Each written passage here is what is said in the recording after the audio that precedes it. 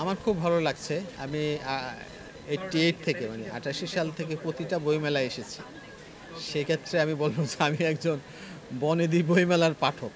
মানে প্রথমত পাঠক, তারপরে লেখক। তো সেই হিসাবে আমি প্রত্যেকটা বইমেলাকে দেখেছি। যখন আমাদের বর্ধমান হাউসে বইমেলা হতো, সেই ধাক্কাধাক্কি করে শুরু থেকে আমার ছোট বাচ্চাটাকে কাঁধে করে নিয়ে আসতাম। এখন এখানে আমার খুব ভালো লাগছে। খুব আমার পরিচ্ছন্ন মেলা মনে হচ্ছে এবার। মানে যে ডেকোরেশন যেটা, সেটা আমার খুব ভালো লেগেছে। এবং বিশেষ করে গতবারও আমরা দেখেছি শৌচাগারের খুব বিধ্বস্ত দশা। প্রথম ৭ দিন খুবই কষ্ট পেয়েছে মানুষজন। এবার শুরু থেকে ভালো। তবে মেনটেন্যান্সটা আর একটু ভালো হলে খুব ভালো হয়। দেখেন একদম ধুলোবালি নাই, পানি দিচ্ছে। এই জিনিসটা মেলায় আগত পাঠক এবং ক্রেতা অথবা যারা ঘুরতে আসে অথবা যারা স্টলে কাজ করে সবার জন্য খুবই স্বস্তিদায়ক। ধুলো মুক্ত রাখা, ধুলো মুক্ত আছে, খুব ভালো লাগছে, পরিচ্ছন্ন আছে। আর স্টল বিন্যাসটাও খুব ভালো। এই দেখেন দুটো গলির মধ্যে বেশ ফাঁকা আছে। হ্যাঁ, যেগুলি প্যাভিলিয়ন সেগুলি আলাদা, কিন্তু যেগুলি স্টল সেগুলির মধ্যে ফাঁকা আছে, কোথাও কোথাও একটু ঠাসাঠাসি আছে কোনো কোনো দিকে। তো এরকম ফাঁকা রাখাটাকে আমি খুব গুরুত্বপূর্ণ মনে করি। ভবিষ্যতে যারা ব্যবস্থাপনায় থাকবেন, এখনকার কি কি সুবিধা, কি কি জিনিস মানে প্রশংসিত হচ্ছে এগুলি নোট রাখবেন, কি কি জিনিস সমালোচিত হচ্ছে সেটাও নোট রাখবেন, ভবিষ্যতে যাতে সমালোচনার থেকে আমরা বেরিয়ে আসতে পারি এবং সুন্দর পরিচ্ছন্ন নান্দনিক একটা আরও নান্দনিক বইমেলা উপহার দিতে পারি। এটা আমার ১ নম্বর দাবি। আর এটা হচ্ছে আরেকটা খুব গুরুত্বপূর্ণ কথা আপনার মাধ্যমে বলতে চাই। মেলায় এই যে প্রকাশকরা কিন্তু প্রচুর টাকা লগ্নি করে, লেখকরা সারা বছর ধরে লেখে, পাঠকরা আগ্রহী পাঠকরা অপেক্ষা করে মেলাটার জন্য। এখন এই মেলা তো শুধু বাংলাদেশে সীমাবদ্ধ নয়, বিদেশ থেকে প্রচুর মানুষজন এসেছে মেলায় অংশগ্রহণ করছে। মানে বিশ্বজুড়ে মেলার একটা ঢেউ ছড়িয়ে আছে। সুতরাং আমি সেই অর্থে বলবো, জাতির উদ্দেশ্যে বলবো, এই যে আমাদের মেলার মুখে যত সড়কগুলো আছে, মেলামুখী মানুষের স্রোত যেন বাধাপ্রাপ্ত না হয়। মানুষ দাবি আদায় করবে, দাবি আদায়ের জন্য স্লোগান তুলবে, সমাবেশ করবে, বৈঠক করবে, কিন্তু আমাদের রাস্তাগুলো যেন মানে খোলা রাখে। অন্য ভেন্যু, বইমেলার মাসে অন্য কোনো ভেন্যুতে গিয়ে প্রতিবাদ করুক, সেটা আমি চাই। এই যে শাহবাগ মোড়ে যদি এরকম প্রতিদিনই জনসমাগম থাকে, দাবি দাওয়া নিয়ে হট্টগোল থাকে, তাহলে হয় কি মেলামুখী মানুষের স্রোতটা কমে যাবে, ভয় পাবে। এটা আমার অনেক দিনের অভিজ্ঞতা থেকে আমি বলছি। তাই মেলাকে যত দূর সম্ভব আমরা শঙ্কামুক্ত রাখবো, ভয়মুক্ত রাখবো, আনন্দময় রাখবো, সবার দায়িত্ব এটা। Everybody should have the responsibility, এটা আমি মনে করি। তাহলে আমাদের আন্তর্জাতিক মেলাটা, আমরা বলি যে এটা আমাদের বাংলা ভাষার মেলা হলো, বিশ্বজুড়ে এই মেলাটার জন্য যেহেতু সবাই অপেক্ষা করে, এই মেলাটার মহত্ব আরও বেশি গুরুত্বপূর্ণভাবে ছড়িয়ে যাবে। আর এই মেলায় আমার বিদ্যা প্রকাশ থেকে এই শ্রেষ্ঠ একটা গল্পগ্রন্থ এসেছে। আর এই গল্পগুলো মানে সমকালীন ঘটনা তো আছে, বিভিন্ন মনস্তাত্ত্বিক ইস্যুগুলো আছে, এবং ব্যক্তিগত সংকট, পারিবারিক সংকট, সামাজিক সংকট সব মিলিয়ে আমার গল্পগুলো। সেখান থেকে বাছাই করেছেন আমাদের একজন সাহিত্য বোদ্ধা সৈকত হাবিব, এবং এটির ফ্ল্যাপ যেটা মানে পড়েছেন আরেকজন সাহিত্যবোদ্ধা হরিশঙ্কর জলদাস, তিনি এটা মূল্যায়ন করে ফ্ল্যাপ লিখে দিয়েছেন। তো দুজনের প্রতি আমি কৃতজ্ঞতা জানাচ্ছি। আর সিলেকশনের ব্যাপারে আমার নিজস্ব কোনো ভূমিকা নাই। আমার প্রায় ১০০খানি গল্প তারা বাছাই করে ২৪টা গল্পকে নিয়ে একটা শ্রেষ্ঠ গল্প উপহার দিয়েছেন। এটা আমার নতুন গ্রন্থ।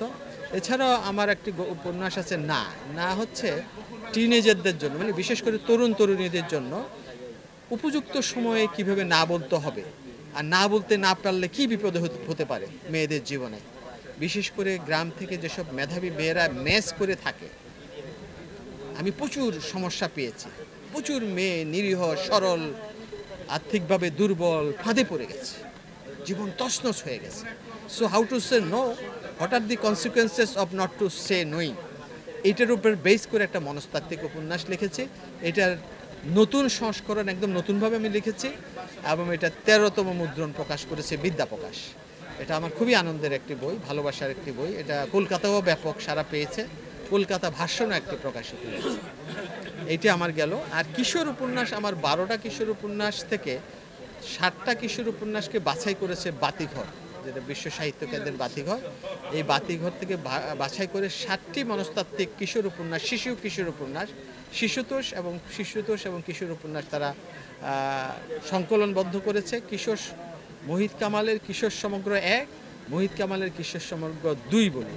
এখানে আমি শিশু মনস্তত্ত্বকে বেস করে উপন্যাসগুলি লেখা, সৃজনশীল পথে তাদেরকে টেনে আনার জন্য লেখা, এবং এই যে কৌতূহল জাগানিয়া আজব অথবা রহস্যময় ঘটনাকে উপজীব্য করে লেখা, দৈনন্দিন জীবনের প্রেক্ষাপট নিয়ে লেখা বাচ্চাদের। তো এইটা বাতিঘর দুটো উপন্যাস সমগ্র এদেশে বিশাল সাইজের, অনেক দামও, আমার হাতে এখনও পৌঁছে নাই, মেলায় এসেছে। তো এখন এই হলো আমার উপন্যাস সমগ্র এবং আমার বই বিদ্যা প্রকাশ বাতিঘর। আর সময় প্রকাশ তাদের 35 বছর উপলক্ষে একটি 35টি সংকলন করেছে। তার মধ্যে আমি একটি সংকলনের দায়িত্ব পালন করেছি সম্পাদক হিসেবে, সেটি হচ্ছে গল্প গ্রন্থ, সেটা গল্পের সবচেয়ে বড়টা, সেটা সম্পাদক হিসেবে আমি সম্পাদনা করেছি। সেখানে 35টি গল্প আমি বাছাই করেছি। সেখানে আমি দেখেছি সময়ের স্বরকে ধরেছে, এবং সেখানে আমি দেখেছি নৃতাত্ত্বিক জনগোষ্ঠীর জীবন উঠে এসেছে, সেখানে ভৌতিক বা অতিপ্রাকৃত কাহিনী এসেছে।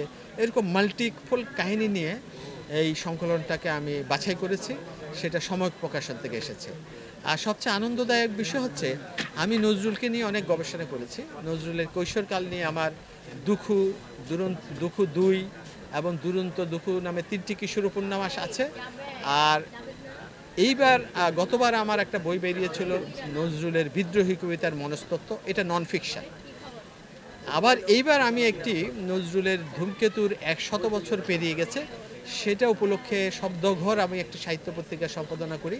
সেই শব্দঘরে নজরুলের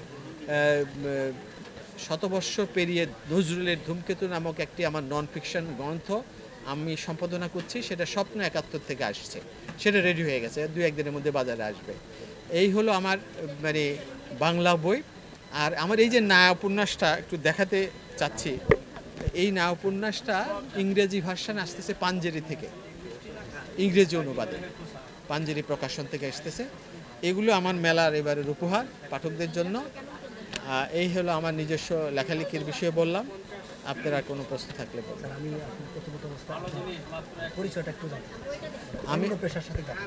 আমি অন্য পেশা, আমি একজন সাইকিয়াট্রিস্ট এবং আমি অধ্যাপক মোহিত কামাল হিসেবে সবাই চিনে। গুগলে সার্চ দিলে পাবেন, অসংখ্য ভিডিও আছে। আমি প্রায় 20 বছর ধরে ভিডিওতে নানা ধরনের কথা বলেছি, দিলেই পাবেন। এটা আমার একটা দিক, প্রফেশনাল। আমি অধ্যাপক, একজন মনস্তত্ত্ববিদ্যার অধ্যাপক। এখন অবসরে আছি।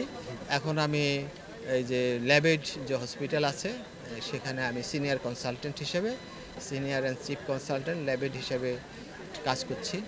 মানে আমার প্রফেশনাল যে পেশাগতভাবে যে রুগী দেখা সেগুলি করি, তারপরে লেখালেখি করি, শব্দঘর সম্পাদনা করি। এইভাবে আমার অবসর জীবনকে তারুণ্যময় করে রেখেছি।